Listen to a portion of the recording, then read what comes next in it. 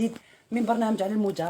هذا البرنامج الصيفي اللي يرافقكم ان شاء الله خلال الصيف البهجة دايما، مع المفاجآت، مع الضيوف، مع التميز، مع كل الفعاليات اللي تشهدها العاصمة أو خارج العاصمة، وين نجمعكم إن شاء الله في فترتين من البث المباشر بالحد صباح وبالثلاثة صباح كما رانا اليوم. صباح الخير، سويلة مهدي مخرجة البرنامج تستقبل معكم المكالمات الهاتفية، محمد في هندسة الصوت، وليلى في مراقبة البث. تحياتي أنا سناء نجام، إن شاء الله تقضوا معنا وقت فيه المتعة والفايدة على موجة وحدة، نتلاقاو دايما على المتعة والفايدة.